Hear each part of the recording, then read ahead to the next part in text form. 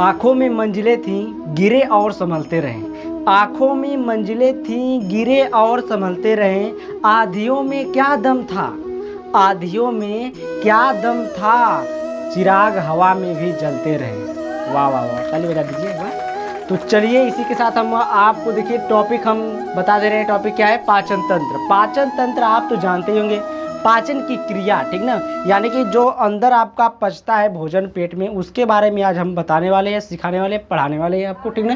तो यहाँ पर देखिए डाइजेस्टिव सिस्टम, ठीक ना। तो यहाँ पर देखिए डाइजेस्टिव सिस्टम आपका पूरा बनकर तैयार, देखिए कितना मस्त फिगर बना है। वाह वाह वाह। तो चलिए यहाँ पर हम पहले शुरू करते हैं। तो देखिए पाचन का मतलब क्या होता है आप समझें। पाचन कहाँ से शुरू होता है आपको मैं बता दूं। पाचन आपसे मुख से ही शुरू हो जाता है पाचन की क्रिया। आप कहेंगे पाचन कैसे शुरू हो जाएगा, लेकिन पचता तो पेट में है भैया। पेट में तो पचता है, ये भी हम भी जानते हैं कि पेट में पचता है भोजन, लेकिन क्रिया कहाँ से शुरू होती है? मुख से, मुख गुहा से शुरू हो जाती है। जहाँ से आप भोजन लेते हैं ना, यहाँ से भोजन लिए, यहीं से शुरू हो गया। कैसे शुरू हो गया कि आधा जो फिजिकली आपका जो दांत होता है यही पचा देता है, आधा पचा देता है। क्योंकि आप कोई भोजन खाएंगे, रोटी खाएंगे, चावल खाएंगे, दाल खाएंगे, तो इसको क्या करेंगे? हाउ हाउ हाउ सारा कूच के आधा महीन कर देंगे, ठीक ना। तो उसको कूच कर क्या कर देंगे? एकदम महीन कर देंगे। तो वो महीन होता है, लेकिन पूरा तरीके से तो पचता नहीं है, अभी आधा बचा है एकदम महीन। अब देखिए जो आपकी कोशिकाएं होती है, अंदर कोशिकाएं, वो छोटी छोटी होती हैं, बहुत छोटी छोटी होती हैं। और जो आपका भोजन होता है उसको पचाने के लिए उन कोशिकाओं को, कोशिका जो होती है भोजन को पचाती है, ठीक ना। तो उस भोजन को इतना महीन करना रहता है, तो दांत उतना महीन तो नहीं कर पाता है। फिर उसमें जो अंदर जाते हैं पेट में, तो वहाँ से आपका जो भोजन होता है धीरे धीरे पचना शुरू होता है। तो ये पूरी प्रक्रिया आज हम देखने वाले। तो ये देखिए पहले हम समझ लेते हैं कि पाचन क्या है, पाचन तंत्र। तो पाचन तंत्र क्या होता है? देखिए कई तंत्र मिलकर भोजन को पचाने का कार्य करते हैं, ठीक ना। यहाँ पर हम लिख लिए हैं कि कई तंत्र मिलकर भोजन को पचाने का काम करते हैं, ठीक ना। यानी कि आपके शरीर में कई तंत्र मिलकर के क्या करते हैं? भोजन को पचाने का कार्य करते हैं, काम करते हैं। तो उसको हम कहते हैं पाचन तंत्र। अब पाचन किसे कहेंगे? तो पाचन देखिए जो जटिल पदार्थ होते हैं, जटिल पदार्थ को छोटे छोटे टुकड़ों में तोड़ना, यानी कि जटिल पदार्थ क्या करना? छोटे छोटे टुकड़ों में तोड़ना, या फिर कह सकते हैं सरल रूप में, यानी कि जटिल पदार्थ को सरल रूप में तोड़ना, ठीक ना, करना। दांतों द्वारा यह पाचन कहलाता है। मतलब यह क्या कहलाता है? ये दांतों द्वारा किया जाता है पाचन। यह पाचन दांतों द्वारा होता है, ठीक ना। यह पाचन क्या होता है? दांतों द्वारा होता है। तो इसको देखिए जो आपका अभी बताएं कि जो आपका जो पाचन होता है वो कहाँ से शुरू हो जाता है? मुख गुहा से शुरू हो जाता है। जब से आप भोजन लेते हैं वहाँ से पाचन क्या हो जाता है? शुरू हो जाता है, ठीक ना। तो यहाँ पर देखिए अब आगे चलते हैं थोड़ा सा। ये जटिल पदार्थ को क्या करता है? सरल में बदल देता है, यानी कि छोटे छोटे टुकड़ों में तोड़ देता है। अब यहाँ पर देखिए जल है, विटामिन है, खनिज का पाचन नहीं होता है। अब जैसे आपको मैं बता दूँ, जैसे जल है, ठीक ना, विटामिन है और खनिज है, इन तीनों का पाचन नहीं होता है। आप कहेंगे पाचन नहीं होता है तो कैसे पचते हैं सब? तो ये इतने महीन होते हैं, जल इतना महीन होता है कि उसका पाचन होता ही नहीं है। खनिज और जो विटामिन ये बहुत महीन महीन होते हैं, तो इनका पाचन नहीं होता है। क्यों नहीं होता है? क्योंकि इनको जो आपकी शरीर होती है अवशोषित करती है, ठीक ना। इनको क्या करती है? सोख लेती है। तो देखिए मुझे बहुत गर्मी हो रही है, तो वही सोखा हुआ पानी निकल रहा है, ठीक। तो यहाँ पर देखिए इनका अवशोषण होता है, ठीक ना। यहाँ पर देखिए अब तीन की देखिए, कार्बोहाइड्रेट और प्रोटीन और क्या? फैट। जो फैट वसा होता है इनका पाचन होता है, ठीक ना। जो कार्बोहाइड्रेट है, प्रोटीन है, फैट है, इनका पाचन होता है। विटामिन का पाचन नहीं होता है, ठीक ना। अब देखिए आगे आते हैं थोड़ा सा। तो यहाँ पर देखिए लिखा गया है कि पाचन एक, जो पाचन है आपका एक फिजियोकेमिकल प्रक्रिया है। जो आपका पाचन है फिजियोकेमिकल। अब फिजियो का मतलब भौतिकी, केमिकल का मतलब रासायनिक। रासायनिक तो अंदर का चीज़ हो गया। अंदर बहुत ज़्यादा रासायनिक होता है। पेट में क्या होता है? रासायनिक क्रियाएं होती है तो पाचन होता है, ठीक ना, बहुत ज़्यादा रसायन होता है। लेकिन फिजियो कहाँ होता है? फिजिकल यानी कि भौतिकी। तो ये आपका मुंह में होता है। जैसे कि बहुत ज़्यादा भोजन ले लिया, आपको भोजन ले लिया और काऊ काऊ काऊ साला एकदम कुछ के रख दिए, वो हो जाएगा फिजियो, ठीक ना। फिजियो और केमिकल प्रक्रिया है। अब इसका देखिए जो पाचन का मुख्य कार्य है, इसका मुख्य कार्य क्या है? भोजन से ऊर्जा का निर्माण करना होता है, ठीक ना। इनका क्या होता है कार्य? भोजन से क्या करता है? भोजन से किसका निर्माण करता है? ऊर्जा का। अब जो हम भोजन खाते हैं किस लिए खाते हैं भैया? भोजन क्यों खाते हैं हम? ऊर्जा पाने के लिए। उष्मा पाने के लिए, यानी कि ताकत पाने के लिए, पावर पाने के लिए, इसीलिए ना खाते हैं भोजन, नहीं तो नहीं खाते भैया। हमारे पास अगर ताकत रहती, ऊर्जा रहती तो काहे भोजन खाते, नहीं खाते। तो भोजन हम क्यों खाती है, ऊर्जा पाने के लिए। तो ये क्या करता है, पाचन की जो क्रिया होती है ये क्या करता है कि इसमें क्या करता है, ये आपका जो पचाने के बाद क्या करता है, हमें हमारे शरीर को ऊर्जा मिलती है इसके बाद, ठीक ना।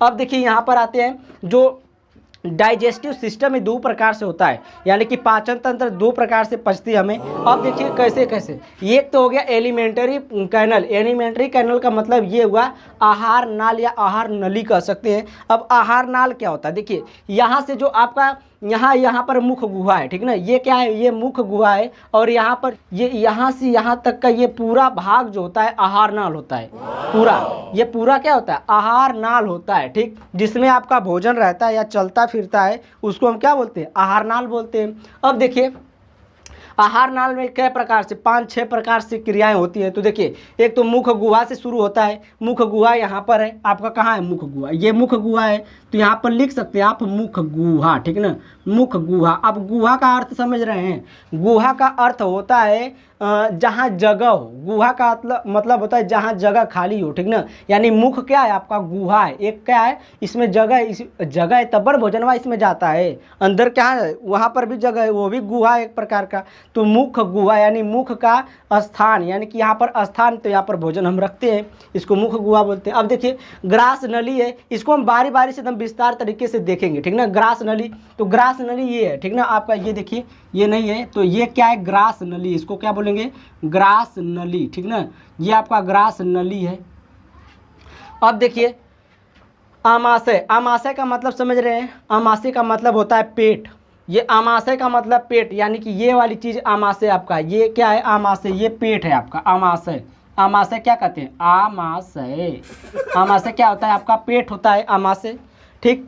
अब देखिए छोटी आंत है, तो छोटी आंत ये देखिए यहाँ से शुरू है पूरा, ये देखिए यहाँ से यहाँ तक, ये यहाँ से ये वाली जो चीज़ आ रही है, ये वाली चीज़ आ रही है, ये वाली, ये छोटी आंत है, ठीक ना, ये जो चीज़ें आ रही हैं इसमें ये छोटी आंत है। अब बड़ी आंत आ गई 5वें नंबर पर, बड़ी आंत, तो इसमें जो ये छोटी आंत आकर बड़ी आंत में मिल गई है, तो ये देखिए ये जो यहाँ से इधर से गई, यहाँ से आई है, यहाँ से बड़ी आंत है, ठीक ना। बड़ी आंत के बाद आपका आता है गूदा, एनस, तो ये गूदा है, गूदा यानी कि लैट्रिन का रास्ता, ठीक ना, गूदा हो गया, ठीक। अब देखिए दूसरा वाला आता है पाचन ग्रंथि। पाचक ग्रंथि क्या करती है कि उसमें एक एक पाचक ग्रंथियाँ होती है, साइड में पाचक ग्रंथियाँ होती हैं, वो क्या करती है, एंजाइम को उत्पन्न करती है, ठीक ना, एंजाइम को उत्पन्न करती हैं, क्यों, ताकि हमारा जो भोजन है वो पच सके एंजाइम की वजह से, ठीक। तो यहाँ पर देखिए जो पाचक ग्रंथि है ये लार है, लार पहले पाचक ग्रंथि है, ठीक ना, मुंह में जो मिलती है लार। जठर ग्रंथि पेट में मिलता है, जठर ग्रंथि कहाँ है, जठर ग्रंथि पेट में है। अब देखिए लीवर, लीवर ये जो आपको दिख रहा है त्रिभुज टाइप, ये लीवर है, ठीक ना, ये त्रिभुज टाइप क्या है, ये लीवर है। और जो ये पित्ताशय प्लस पित्ताशय, ये जो गोल टाइप ये दिख रहा है ये आपका पित्ताशय है। अब यहाँ पर देखिए अग्नाशय है, अग्नाशय कहाँ है, तो अग्नाशय देखिए यहाँ पर नीला कलर का है, तो ये अग्नाशय है, ठीक ना, ये क्या है, ये अग्नाशय है। अब देखिए आंत्र ग्रंथि, आंत्र ग्रंथि का मतलब जो आंत में, जो छोटी आंत में ग्रंथियाँ पाई जाती है भोजन को पचाने के लिए, एंजाइम जो उत्पन्न करती है, ठीक ना, उसको बोलते हैं आंतरिक ग्रंथि। तो यहाँ तक हुआ, अब इसको हम बारी बारी से देखेंगे एक एक चीज़, ठीक हुआ। तो मुख गुहा को देखते हैं, यहाँ पर देखिए माउथ, इसका मतलब 3 नाम है, मुख गुहा का 3 नाम है, देखिए यहाँ पर माउथ कैविटी, ओरल कैविटी और बक्कल कैविटी, ठीक ना, बक्कल यानी कि बकल कैविटी, इसको कहते हैं मुख गुहा, ठीक। इसका क्या नाम है, 3-4 नाम है, ठीक। अब देखिए मुख गुहा में क्या होता है कि लार ग्रंथि, जो मुख है इसमें लार बनती है, ठीक ना, मुख गुहा में क्या होता है, भोजन पचता है, लार बनती है। तो लार ग्रंथि देखिए 3 जोड़ी होती है, ठीक ना, लार ग्रंथि कितनी जोड़ी होती है, 3 जोड़ी होती है। जो पैरोटिड एक होती है, पहली होती है पैरोटिड, ये और ये सबसे लंबी होती है, ठीक ना, पैरोटिड क्या होती है, सबसे लंबी होती है, और ये देखिए यहाँ पर लिखा गया है बड़ी होती है, ठीक। सांप में जहर का काम करती है, जो ये लार ग्रंथि होती है, यही जो हम लोगों में लार ग्रंथि जहर के काम नहीं करती है, और यह पैरोटिड जो होती है सांपों में क्या करती है, यही जहर का काम करती है। तो उनको काटने से नहीं होता है, दांत से नहीं होता है, उनके लार में जहर पाया जाता है सांपों के, ठीक ना। अब देखिए गलसुआ, यहाँ पर देखिए हम लिखे हैं गलसुआ, जो आप में, जो हम में और आप में जो बीमारी होती है गलसुआ की, तो इसी ग्रंथि के सूज जाने से होती है। गलसुआ बीमारी किससे होती है, ये गलसुआ बीमारी होती है किसके वजह से, तो पैरोटिड ग्रंथि जब सूज जाती है तो ये बीमारी हो जाती है गलसुआ, यानी गाल और यहाँ पर सूज जाता है, ठीक ना। अब देखिए दूसरी इसमें आती है सबलीगुअल, सबलीगुअल क्या, तो दोनों जबड़ों के जोड़ों के पास, यानी कि दो जबड़ा, ये वाला ऊपर वाला नीचे वाला जो जबड़ा होता है, यहाँ पर जो जोड़ा है, यहाँ पर जोड़ा गया है इसको, तो इन जोड़ों के पास इस ग्रंथि को पाई जाती है, ठीक ना, ये पाई जाती है। ये कहाँ खुलती है? मुख गुहा में खुलती है। ये कहाँ खुलती है? मुख गुहा में खुलती है, ठीक। अब देखिए इसमें तीसरा है सबमेंडिबुलर। सबमेंडिबुलर ये जीभ के ठीक नीचे स्थित होती है। जीभ आपकी जीभ के ठीक नीचे स्थित होती है, इस जीभ की नीचे स्थित होती है। कौन? सबमेंडिबुलर, ठीक ना, ये 3 होती है। अब देखिए जो लार ग्रंथि है ये कितनी बनती है? तो लार ग्रंथि देखिए 1 से लेकर 1.5 लीटर बनती है, ठीक ना, 1 से लेकर 1.5 लीटर, यानी कि 1 लीटर वाला बाटल आप ले लेंगे, अगर उसमें आप अपनी लार को रोपना शुरू कर देंगे ना तो बाटल भर जाएगा और गड़गड़ा के पी जाना। लेकिन ऐसा नहीं होना, ऐसा नहीं होता है, ठीक ना। तो आप उसको इसे नहीं रोप पाएंगे। अगर आपको प्रैक्टिकल करना है तो लार अगर आपको कहीं इकट्ठा करना है तो खटिया पर या चौकी पर सो जाइए और ऐसे बा के सो जाइए, ठीक। तो लार गिरेगी वहाँ पर, देखिए आपका आधा घंटा में कितना लार गिर जाती है, ठीक ना। तो पूरे पर डे ये क्या होता है कि 1 लीटर से 1.5 लीटर तक, 1 लीटर से 1.5 लीटर तक क्या होता है कि आपका वो होता है, ठीक ना, क्या होता है, मतलब लार बनती है रोज, ठीक। तो अब देखिए लार में 4 एंजाइम पाई जाती है। कितनी एंजाइम? 4 एंजाइम। किसमें? लार में 4 एंजाइम पाई जाती है। देखिए पहला लाइसोजाइम। तो लाइसोजाइम का काम क्या होता है? लाइसोजाइम, जो आपका लाइसोजाइम होता है ये जीवाणुओं को नाश करता है। यानी कि जैसे अब भगवान ने बहुत होशियारी से बनाया सबको, जैसे बच्चों में है तो बच्चों में जो होता है लाइसोजाइम ये बहुत ज़्यादा उत्पन्न करते हैं, ठीक ना, बच्चों में बहुत ज़्यादा उत्पन्न होता है। क्यों? क्योंकि उनको वो कुछ भी पा जाएंगे तो ऐसे मुंह में डाल लेंगे, कुछ भी पा जाएंगे तो मुंह में डाल लेंगे, ठीक ना। देखिए मैंने भी डाल लिया तो मेरे में भी गया होगा। हर जगह जीवाणु होते हैं, जीवाणु, ठीक ना, तो ये लार ग्रंथि इसको नष्ट कर देगी, ठीक। तो अब देखिए बच्चे तो कुछ भी पा जाते हैं, माटी ढेला कुछ भी कंकड़ पत्थर तो मुंह में डाल लेते हैं। इसीलिए भगवान ने जो बच्चे होते हैं बच्चों में बहुत ज़्यादा लार ग्रंथि, किसी में यह जो लाइसोजाइम है किसी में इतना ज़्यादा बनता है कि उसके यहाँ पर रुमाल लगाना पड़ता है। तो भोजपुरी में कहते हैं उसको लरुहा एकदम लरुहा है, ठीक ना। तो ये होता है कि जो लाइसोजाइम होता है बहुत ज़्यादा बनता है बच्चों में किसी में। और कोई सोकर उठता है तो एकदम 1 कटोरा फेंका रहता है नीचवा, 1 कटोरा सोकर, ऐसे सोकर उठागा तो एक कटोरा नीचवा गिरा रहेगा और लग गया, ठीक है। तो ये लाइसोजाइम उसमें भी बहुत ज़्यादा बनता है।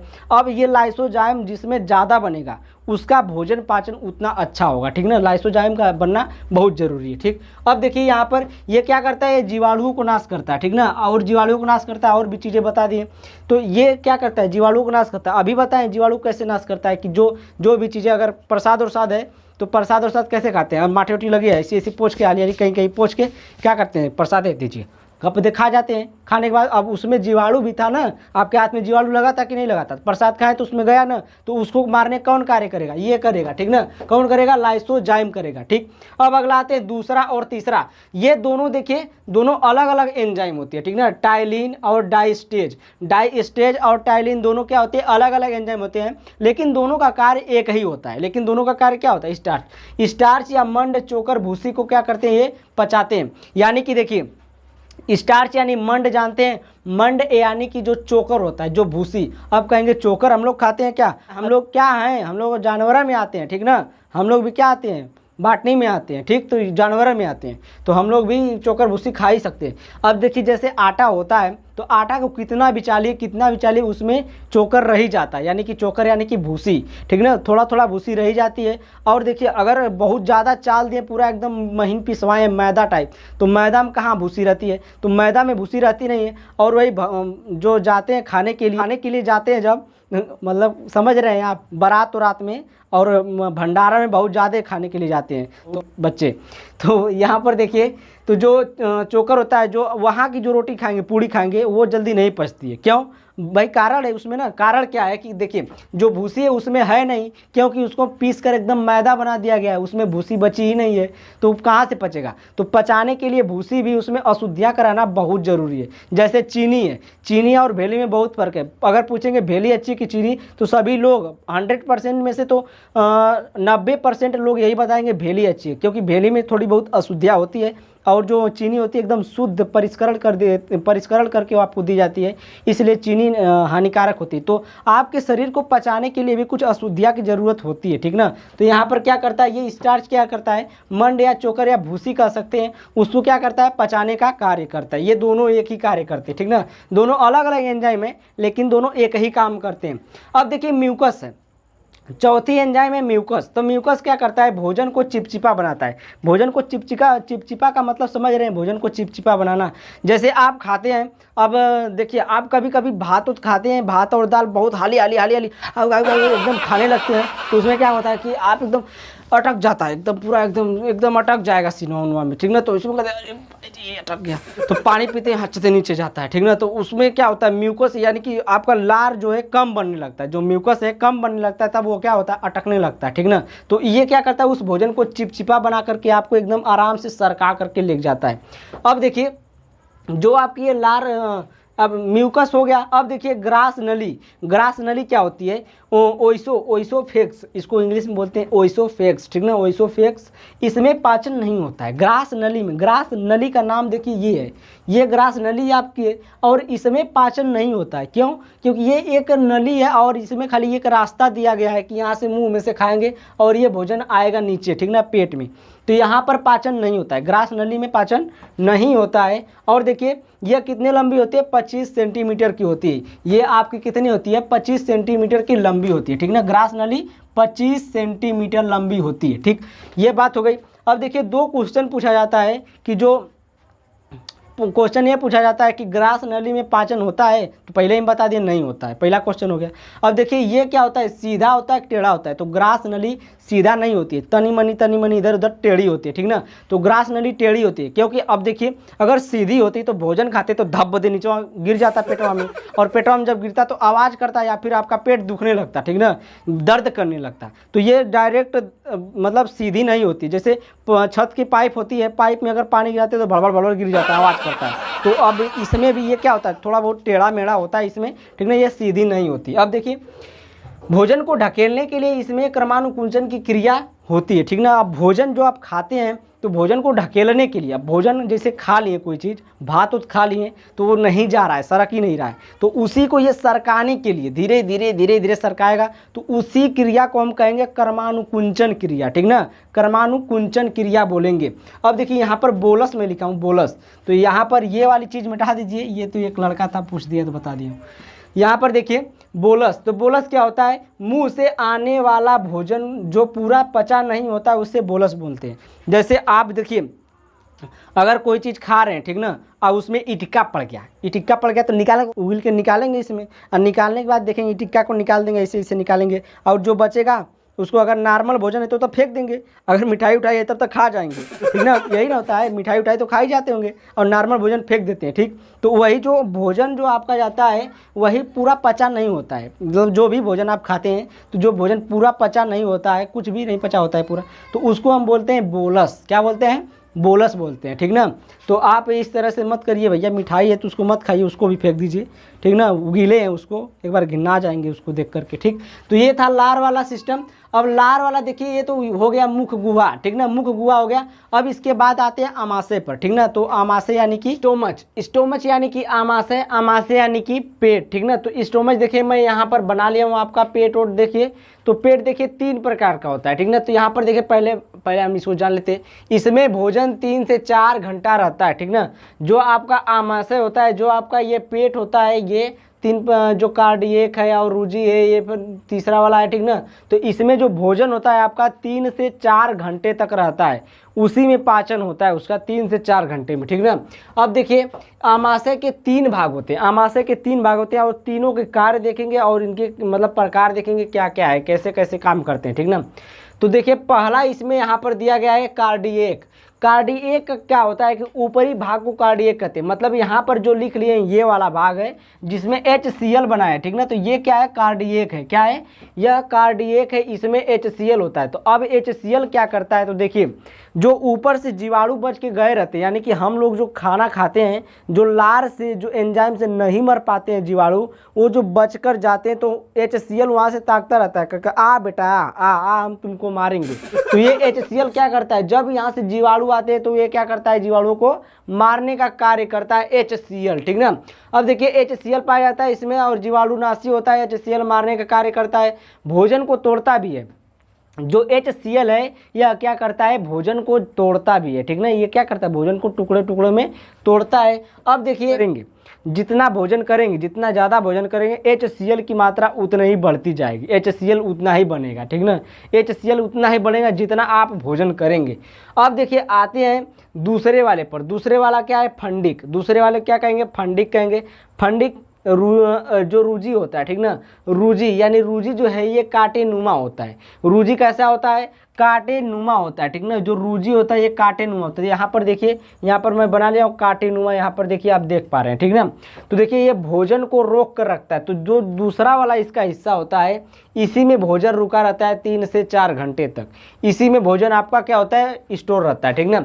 यही पेट में चुभता है। अब चुभने का कार्य कैसे होता है, देखिए जब आपको बहुत तेज भूख लगती है ना, जब भूखिया लगती है, कहते हैं कि चूहा कूद रहा है और अगर कहीं खड़े होते हैं, बैठते हैं तो बैठ नहीं पाते हैं, तो वही क्या होता है, पेटवा में चुभन होती है ना, दर्द, एक दर्द उत्पन्न होती है। जब भूख लगी रहती है तो अलग सी दर्द होती है, ठीक। तो यही क्या होता है, भूख के कारण ये जो कांटा है ना, ये कांटा खड़ा हो जाता है और कहीं आप बैठेंगे, खड़े होंगे तो क्या करेगा, ये चुभने लगेगा, ठीक ना। तो दर्द होने लगता है, ठीक। फिर आते हैं आपका देखिए ये पाइलोरिक। तीसरा वाला क्या है, पाइलोरिक, यानी कि पेट का अंतिम हिस्सा, यानी कि ये वाला हिस्सा जो है पेट का अंतिम हिस्सा। फिर यहाँ से आ जाता है क्या गई है, छोटी आंत गई है। अब देखिए पाइलोरिक क्या है, पेट का अंतिम हिस्सा है, इसे पाइलोरिक कहा जाता है, इसे पाइलोरिक कहा जाता है। इसमें ग्रंथियां पाई जाती हैं। अब इसमें कौन ग्रंथियां पाई जाती है, तो जो जठर ग्रंथि होती है ये पाई जाती है, ठीक ना। इसमें कौन सी ग्रंथि, जठर ग्रंथि पाई जाती है, जिसे यहाँ पर देखिए गैस्ट्रिक ग्लैंड यानी कि जठर ग्रंथि कहते हैं। इसमें जठर का स्राव, इसमें जठर रस का क्या होता है, स्राव होता है, ठीक ना। जठर ग्रंथि में क्या होता है, जठर रस का स्राव होता है, या फिर कह सकते हैं पाइलोरिक में जठर रस का क्या होता है, स्राव होता है। अब देखिए जो जठर रस है इसमें 2 प्रकार की एंजाइम पाई जाती है। क्या पाई जाती है, जठर रस में 2 प्रकार की एंजाइम पाई जाती है। पहला देखिए रेनिन है। रेनिन क्या करता है, रेनिन, तो रेनिन का कार्य क्या है कि देखिए रेनिन का कार्य दूध को दही में बदलना, ठीक ना, दूध को दही में। अब देखिए जो ये रेनिन होता है, कभी देखे होंगे बच्चों में ये बहुत ज़्यादा उत्पन्न होता है। जो ये वाला जो है, ये लार वार या फिर कह सकते हैं कि जो रेनिन है ये बच्चों में बहुत ज़्यादा होता है। इसलिए वो क्या करते हैं, जब दूध को पीते हैं तो दूध को दही में कन्वर्ट करके जब उगिल देते हैं, ठीक ना। जब उगिलते तो देखते होंगे दही के रूप में होता है दूध, तो यही कारण है, ठीक ना। यही क्या होता है कि रेनिन ज़्यादा बनता है।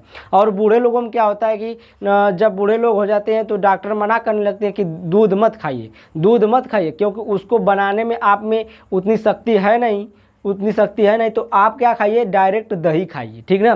तो मना करते हैं दूध खाने के लिए, डायरेक्ट दही खाने के लिए कहते हैं, ठीक। अब देखिए इसमें प्रोटीन पाई जाती है, केसिन प्रोटीन जिसका नाम होता है। इसमें कौन सी प्रोटीन पाई जाती है, रेनिन में केसिन प्रोटीन पाई जाती है, ठीक ना।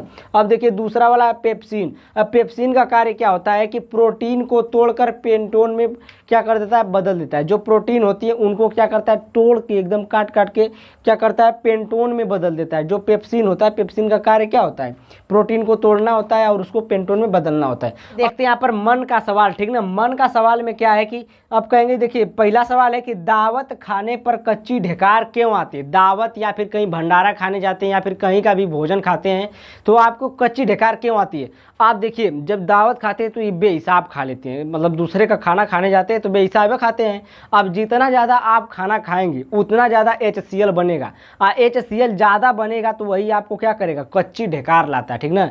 ज़्यादा HCl क्या करता है, कच्ची ढेकार लाता है। और कुछ पेट में जलन भी होती है, पेट में क्या होती है, जलन भी होती है। अब देखिए इसके बचने के उपाय क्या है, इसके बचने के उपाय है मिल्क ऑफ मैग्नीशियम, ठीक ना, मिल्क ऑफ मैग्नीशियम। अब कहेंगे मिल्क ऑफ मैग्नीशियम कहाँ मिलेगा, तो मिल्क ऑफ मैग्नीशियम आपको कहीं नहीं खोजना है, जाकर 10 रुपया का मिलेगा। इनो क्या होता है, इनो तो इनो का कार्य क्या होता है, इनो में देखिए मिल्क ऑफ मैग्नीशियम होता है, यानी कि मैग्नीशियम हाइड्रोक्साइड इसको बोलते हैं, ठीक ना, मैग्नीशियम हाइड्रोक्साइड। तो मैग्नीशियम हाइड्रोक्साइड इनो में पाया जाता है। अब देखिए इसमें जो है HCl है, कार्डियक में क्या है HCl है, यानी कि आपके पेट में जलन हो रही है HCl के कारण। अब ये HCl ये क्या है, अम्ल है, और ये मैग्नीशियम हाइड्रोक्साइड यानी कि ये क्या है, क्षार है। तो अब ये जब हम इनो घोल कर पीते हैं तो क्षार और अम्ल का रिएक्शन होता है, और क्षार और अम्ल का रिएक्शन क्या करता है, दोनों के असर को ख़त्म कर देता है, यानी लवण और जल बन जाता है। तो इसमें क्या होता है, इसका असर ख़त्म हो जाता है, ठीक है, तभी हम लोग सही हो जाते हैं। अब देखिए दूसरा सवाल क्या कर रहा है कि HCl से पेट क्यों नहीं जलता है, ठीक ना। जो HCl हमारा इतना तगड़ा HCl है तो पेट क्यों नहीं जलता है। तो HCl देखिए एकदम कह सकते हैं 2 के हिसाब से, यानी कि इसका pH 2 होता है HCl का, ठीक ना, 2 या 1 होता है। तो यहाँ पर देखिए जो HCl है उससे हमारा पेट क्यों नहीं जलता है कि जो पेट होता है हमारी एक पतली परत की बनी होती है जिसका नाम होता है म्यूकोसा, ठीक ना। म्यूकोसा नामक एक पतली परत की बनी होती है हमारा पेट, ठीक। तो उस पेट में जो म्यूकोसा होता है वो क्षार होता है, ठीक ना। जो म्यूकोसा होता है वो क्या होता है, क्षार होता है, और ये क्या होता है, अम्ल होता है। तो अम्ल और क्षार मिलकर क्या हुए, ये एसिड अम्ल और क्षार मिलकर न्यूट्रल हो गए ना, यानी कि लवण बन गए, दोनों का असर खत्म। तो इसलिए पेट हमारा नहीं जलता है, ठीक। तीसरा क्वेश्चन है कि भोजन करने के बाद नींद क्यों आती है। अब भोजन आप कर लिए, भर पेट पूरा एकदम दावत में खा के चाप के आए, एकदम कहीं से दूसरे का फोकट का खा कर आए, और आपको नींद लग रही, क्यों लग रही भैया। तो देखिए जो भोजन आप किए हैं ढेर खूनी पेटवा में, वो भोजनवा क्या मांगता है, कह रहा है कि अब मुझे एनर्जी चाहिए पचाने के लिए। पेट कहेगा कि मुझे एनर्जी चाहिए पचाने के लिए, ठीक ना। तो एनर्जी कहाँ से मिलेगी, एनर्जी आपके हाथ से जाएगी, एनर्जी इस हाथ से जाएगी, पैर से जाएगी, सर से जाएगी, ब्रेन से जाएगी, हर शरीर से कहाँ एनर्जी जाएगी, पेट तक जाएगी, ठीक ना। तो ब्रेन से भी एनर्जी जाएगी पेट तक। अब वही ब्रेन क्या करने लगता है, सुस्ती महसूस करने लगता है। सुस्ती महसूस करने के बाद क्या होता है कि आपको नींद आने लगती है, ठीक ना। इसीलिए आपको नींद लगती है खाना खाने के बाद। अब देखिए चौथी पॉइंट है, पेट में बच्चा क्यों नहीं जलता है। इतने जब एसिड इतना तगड़ा है तो पेट में बच्चा भी होता है ना, तो पेट में आप देखिए भैया जो बच्चा होता है वो पेट में नहीं होता है। जो औरतों में बच्चा पाया जाता है वो पेट में नहीं होता है। आप कहेंगे पेट में नहीं होता तो कहाँ होता है, देखिए पेट में नहीं होता है। पेट का मतलब ये है कि एकदम नीचे होता है, पेट के नीचे होता है, ठीक ना। यूट्रस में होता है, कहाँ होता है, यूट्रस में, जिसको कहते हैं यूट्रस। वो क्या होता है, पेट के नीचे होता है यूट्रस, वहीं पर आपका बच्चा होता है, ठीक ना। तो यहाँ पर बच्चा नहीं जलेगा इसके कारण, नहीं तो HCl से मारता भर दे बच्चों जल जाता पूरा एकदम। तो उसमें क्या होता है, बच्चा नहीं जलता है क्योंकि वह पेट से नीचे होता है, यूट्रस में होता है, और ये सब पेट में होते हैं, ठीक ना। तो अगर मेरी वीडियो आपको अच्छी लगी तो वीडियो को लाइक करके जाइएगा, और चैनल को सब्सक्राइब करके जाइएगा, नहीं तो मोबाइल फूट जाएगी तो मैं नहीं जानता, ठीक ना। Thank you, bye bye.